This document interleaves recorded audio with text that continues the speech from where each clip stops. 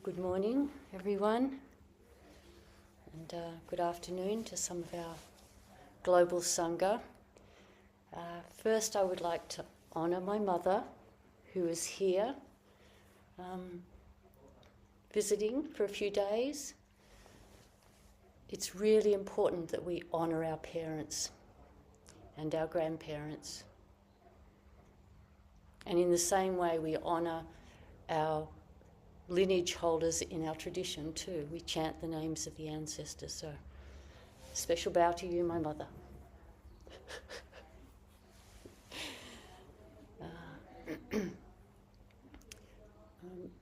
Recently, I came across a beautiful image of a way of thinking about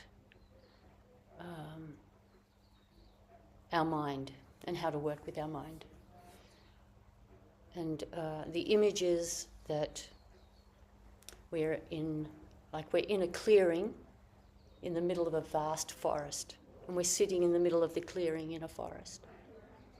And in the forest, you could think of as little creatures, lots of little creatures, and they are our thoughts about ourselves and other people.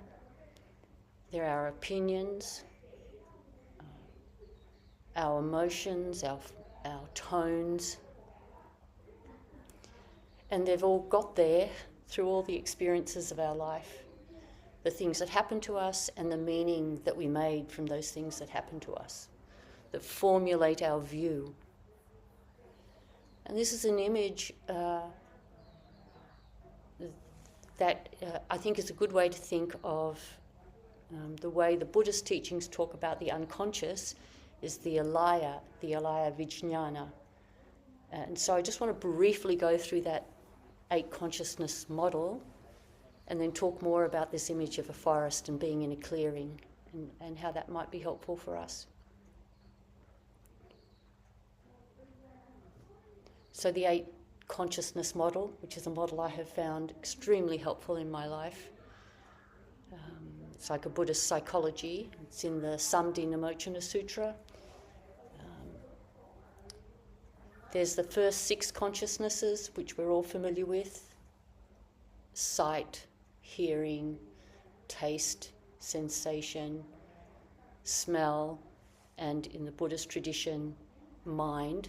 So the eyes see, the ears hear, the mind thinks. So they're the first 6. And as I've quite often said, I think it's so helpful that we think of it as 6 senses rather than 5, because the mind thinking is neither good nor bad in the same way that our eyes seeing is neither good nor bad. We don't get angry at our eyes for seeing something horrible. Our eyes just see, and our mind just thinks. So there's the 6. And then the 7th is called manas, which is the sense of our own existence.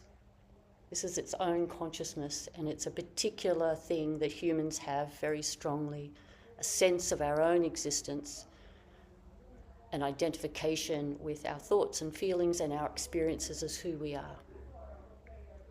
So manas is neither good nor bad, but it can easily be turned to something harmful, unfortunately. It's a sense of ourselves.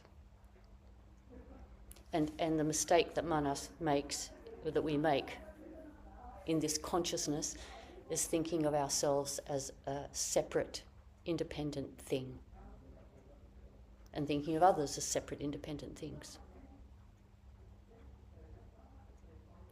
And then the 8th consciousness, sometimes called the storehouse, the alaya vijnana, is where all of the experiences of those other senses, where all the imprints, the impressions, the marks from all of those other senses, from the beginning of our life right till now, where all of that kind of lives. So it's an ancient version of what Freud and Jung developed as the unconscious. It's the ancient version of it in Buddhism. .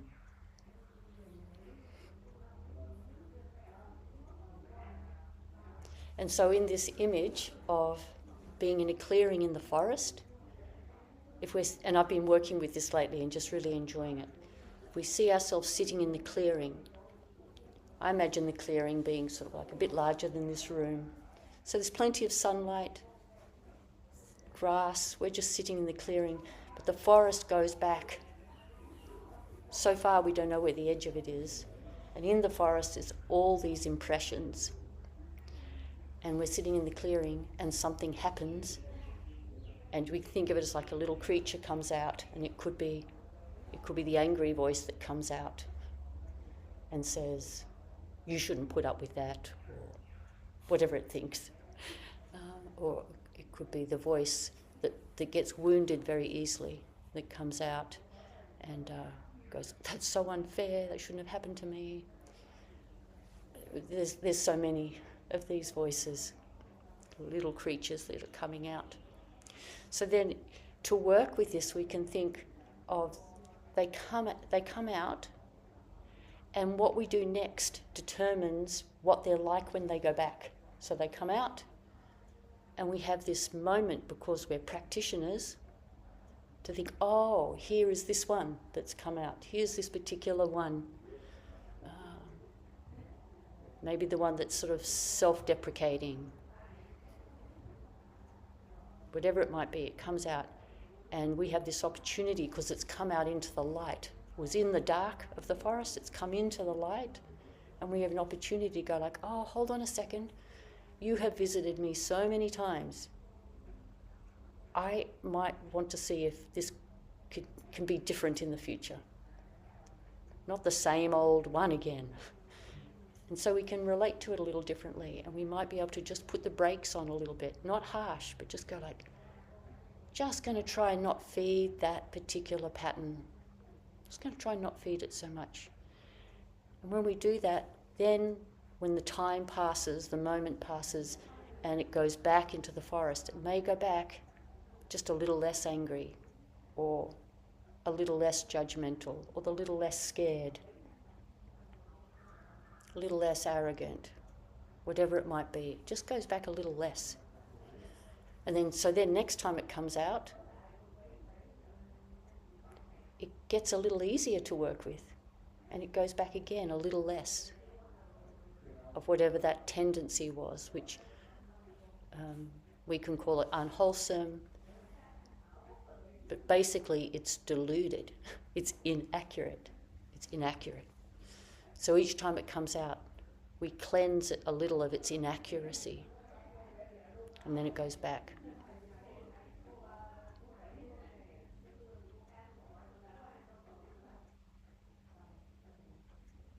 And when these little creatures come in, we don't have to be too upset about it. They're actually like an opportunity. We can even think of them as deities, because they're giving us an opportunity to see, oh my gosh, I thought I'd got rid of that pattern, and here it is again. I thought I'd worked that out. I've been meditating for so long. I thought that wasn't going to happen to me anymore. But there it is. And so each time these little creatures come out from the dark forest, we have this opportunity.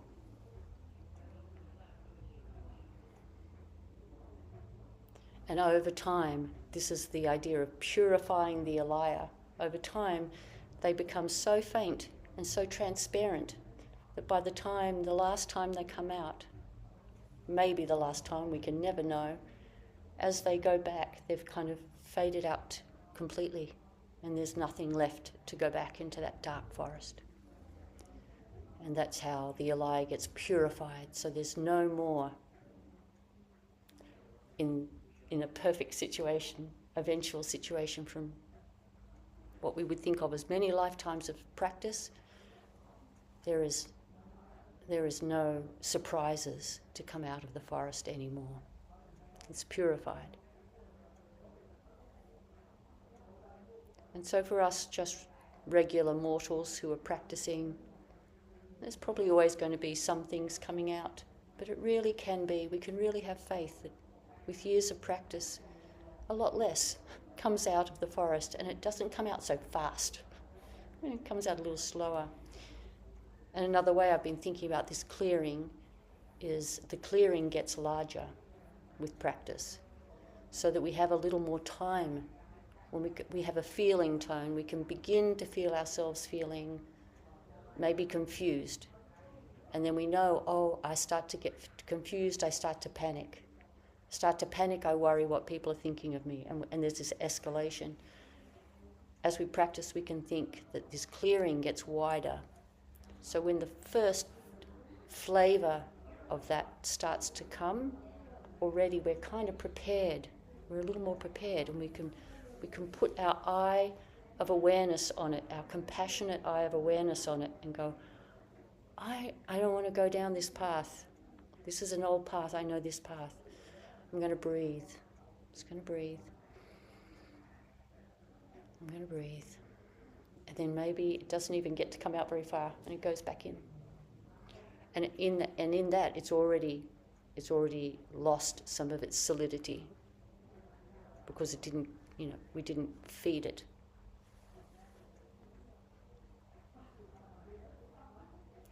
And you could say, for some of us, maybe at some point in our lives, the clearing was so small that we hardly didn't have any light there.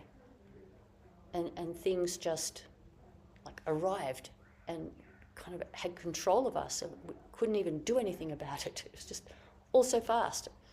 And I think probably all of us have had some experience of tumbling along thinking, this is not a good way to behave, this isn't a good thing to say, but it's just happening and we can't stop it. We could think of that as the clearing being kind of small. And I remember once seeing a mother and a son who was about maybe 8, and she was teaching him table tennis. And it was kind of really beautiful. She was playing just hard enough that it was hard for him, but letting him win enough that he was building a sense of competence. It was this beautiful way in which she was teaching him to play table tennis. And then his father jumped in and he just hit the ball so hard that the child just couldn't win a single shot. And he just did that. It was just like it really obliterated the whole experience, it felt like. And the child was very deflated. And I was thinking, when I watched that the father had no intention of harming his child. He wasn't trying to.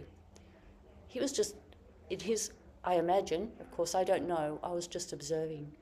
But it appeared to me what was happening is that he had, if we were going to use this image, he had in this dark forest a lot of competitive energy.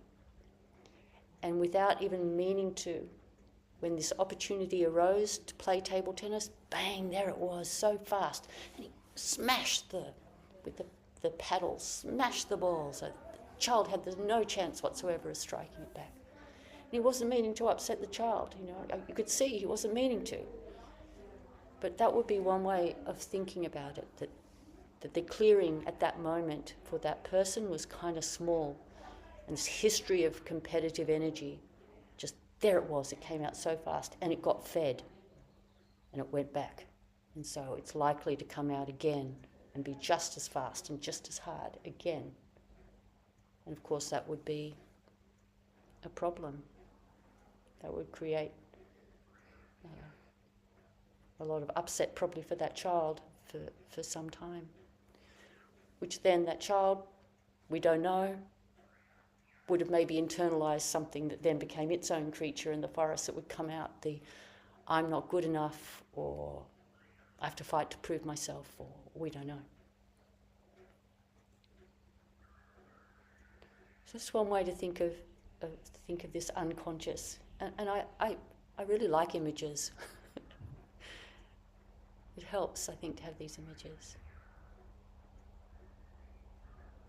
And then in the clearing, in the light, is all of the wholesomeness, the bodhicitta, the wisdom, the compassion, the kindness. It's just all there in the open. It's no surprise. It doesn't have to be in the dark forest. It's just there, and we just spontaneously are responding to beings that way.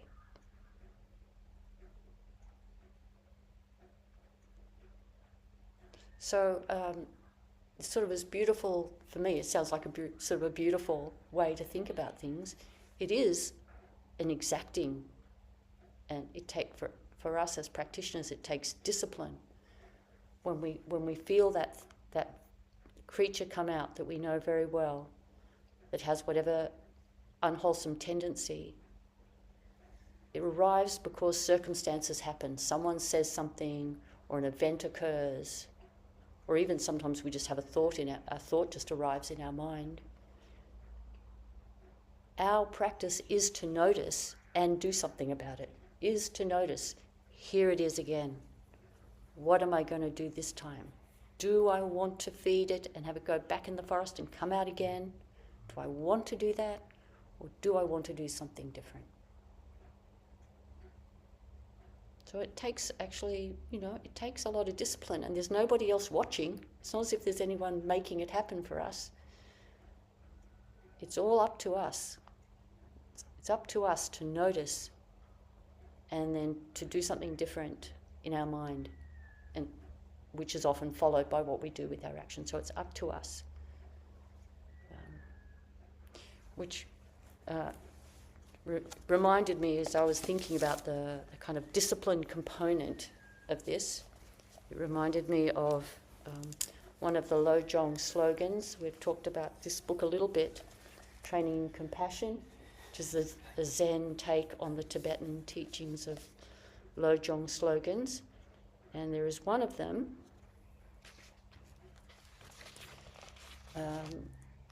it's called Trust Your Own Eyes. I remember it from a different translation, is of the two masters, obey the principal one. So the two masters are self and other, and of those two masters, obey the principal one. Listen to yourself. Yourself is the most important. So here the translation is trust your own eyes. So I want to read out a little bit about this, and maybe just a preface. As so often happens in the Zen tradition, Buddhist traditions in general, we have the two truths functioning at once. So we have no self, and then we have self. Trust your own eyes. We have to determine moment by moment what this means, which way to slightly tip. So I'm going to read out what Norman Fisher says here about trust your own eyes. Only you can determine what is happening in your life and what to do about it. The original wording, it's written in here actually. The original wording of the Indo-Tibetan text is something like, of the two witnesses, hold the principal one. The two witnesses refers to the two witnesses of your life, you and everyone else. The principal witness is you. Recall that this fifth point, this is one of these points, is about assessing and extending your practice. Practice is not a blunt instrument, it's subtle and sensitive. Slogans are slogans, but they have to be applied with delicacy. What's good medicine for one person is poison for another. What's right in one situation is wrong in another. What works today may not work tomorrow. Life is full of nuance and indeterminacy. In order to assess what is going on and know what to do, you must constantly adjust and refine. You must always be ready to rethink and reset. In this process of creatively training your mind, where does your feedback come from? Who or what do you trust to keep you on track? This slogan tells you to trust yourself. Of the two witnesses, trust the principal one, which is you. Human subjectivity, the feeling we all have and take completely for granted of being a person, is one of the most marvelous and mysterious phenomena on the planet. Though cognitive scientists are hard at work studying and marveling at it, no one really understands it, and no one really knows how it feels to be you. The actual inner climate of what it's like to be the unique person that you are is unknown to every other person. And that's why, in the final analysis, only you can evaluate and understand your own practice. Of course, you don't want to be stubborn about it. You don't want to ignore everybody else. Others' views and feedback are essential. Very often, others see you more clearly than you see yourself. Still, it is your responsibility and yours alone to see your life as clearly as possible and to act on what you see. No one else can do this for you. Even if someone were wiser and had a clearer viewpoint on you than you do.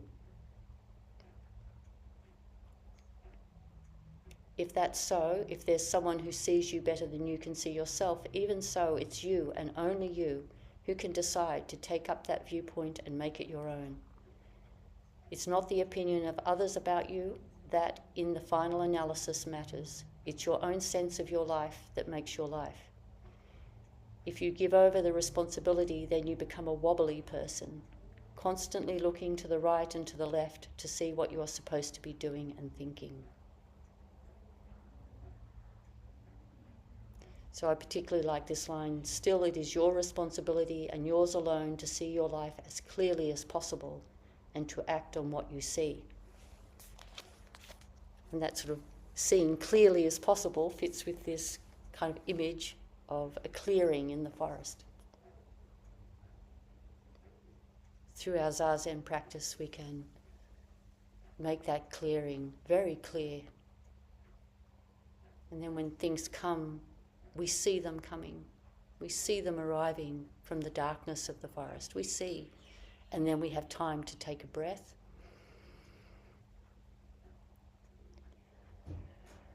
And then make a decision.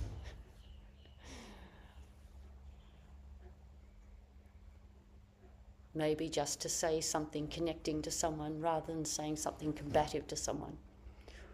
Or to think something connective with someone rather than thinking something combative with someone.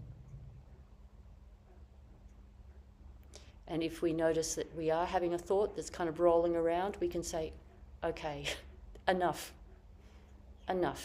You've already spent 5 or 6 minutes going through what you would like to say to this person about how they're wrong about something. You've played it out. And so we can say enough.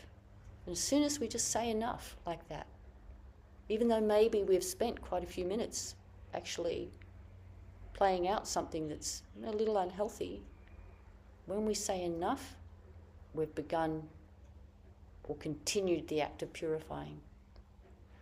And all purifying is letting go of mistaken thoughts. That's all it is. It's not something magical. It's just letting go of mistaken thoughts so that our true, bright, clear self is revealed. Our true nature is revealed.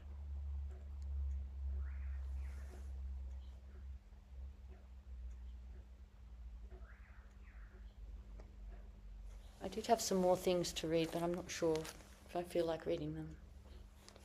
What page were they on?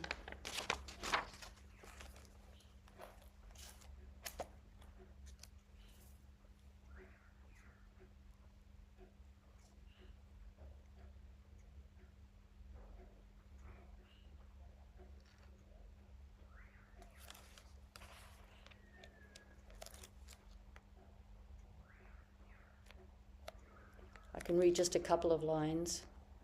This is from Reb Anderson Tenshin Roshi, The Third Turning of the Wheel, on the Alaya and on transforming the Alaya, the storehouse. What's in the forest?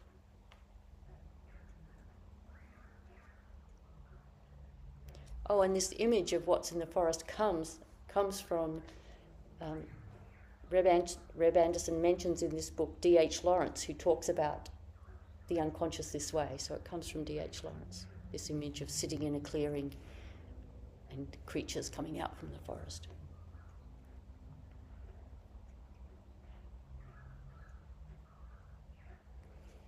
If we can sit upright in this field of suffering, letting the deities of the subconscious come and go, then our stillness becomes the antidote to the greed, hate and delusion that are the source of our torment. So like in this image, it's sitting kind of peacefully and comfortably in the clearing.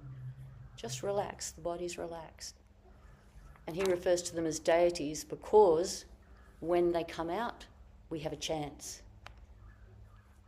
Like I think sometimes people try not to let thoughts come out of the forest. They try not to let them, and of course eventually they come out anyway. So it's better actually for them to come out and be in the light. It's better to let them come out into the light, see them, and then decide how to engage with them. Let them come into consciousness. And it's not as if we can force them to come into consciousness, but if we do our regular practice, it kind of creates this flexible, curious mind that allows the unconscious to reveal itself. Like we can't control our dreams at night, but the more we practice, the more our dream world lets forbidden thoughts come up and then allows us to go, oh my gosh, I'm scared about that thing I've got to do later today because you dreamt about it the night before. So we can't force things to come out of the forest, we can't force things to come out of the unconscious, but we can create conditions that creatures in the forest feel like it's safe enough to come into the light, to be engaged with.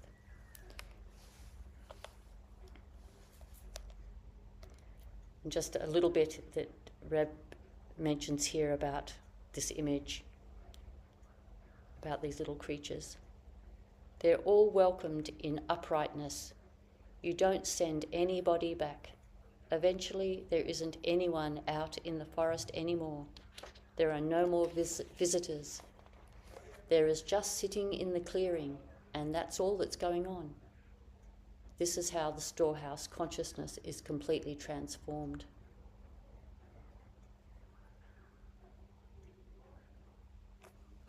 Yeah.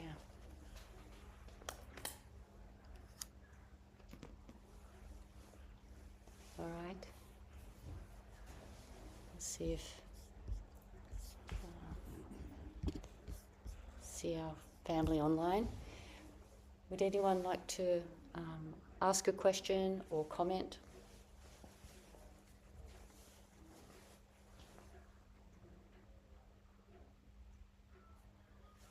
Mark? Just, I'm reading Training in Compassion at the moment. It's just fabulous. It's just so penetrating and clear and enjoyable. It's this is great, a great analogy, because I was reminded on the way here this morning, these little furry creatures flew out into the clearing when the car in front just dives in front of me. That's a modern day issue. And it's you here. And I thought, wow. I was probably a little bit more than that actually, but I shocked myself because you're doing all this training and here it is. It's not a failure, but it's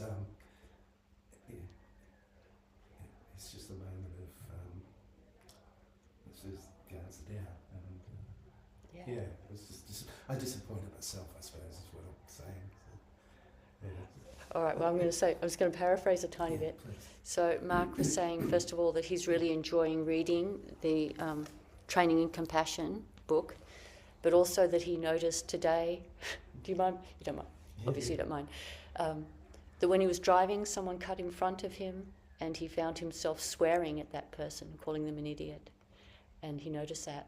And so what I'd like to say about that is that's why it's helpful to think of it as a deity that came, because it gives us an opportunity when that happens to go, oh, okay, right, okay.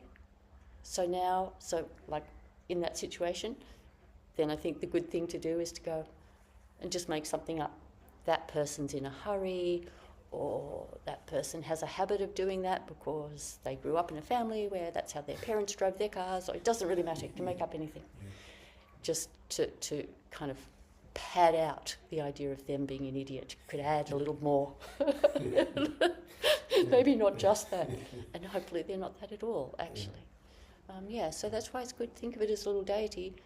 And then when it happens, we don't actually have to feel too bad about it.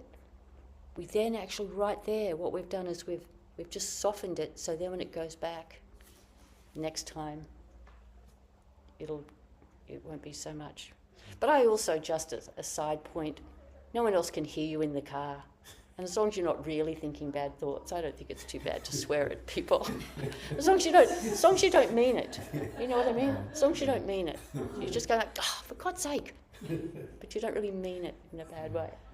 I'd like to chime in because I have the same thoughts.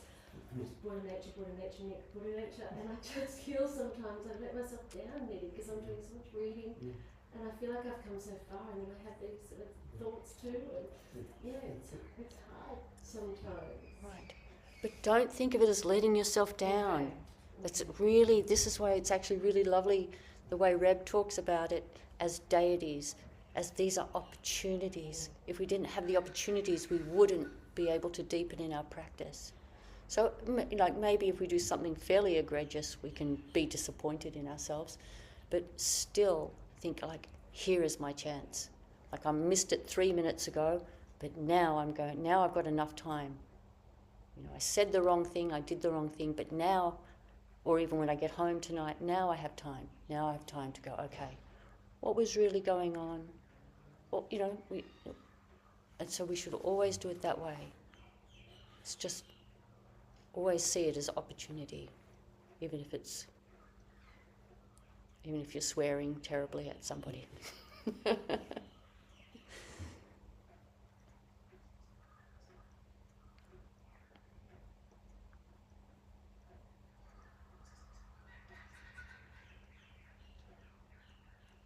All right, last opportunity. Anyone else?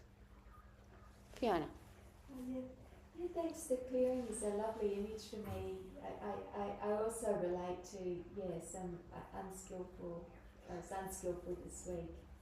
I was on the opposite side of the door with someone, and there was a little bit of like push and pull. And I pulled that door. It was like, no, I've got control, and I kind of fell into the room. And it was just like, okay, didn't have to be that aggressive.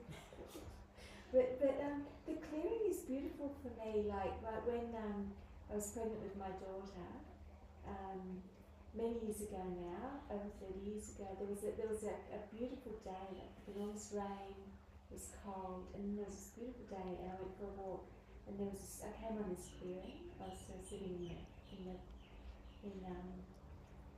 bush, I guess you would call it, or forest, and. And she was born like the following day. Like I went into labour soon after that. But so thank you. It's beautiful. Yeah. Fiona was just expressing how she really liked the image.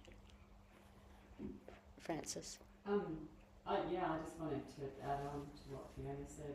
There's I think often there's like a clearing just where you just feel so peaceful that you're kind of walking through. There's a space like that near where I live, where I take my dogs, and it's just lovely just to sit there. The dogs are happy, everyone's happy, and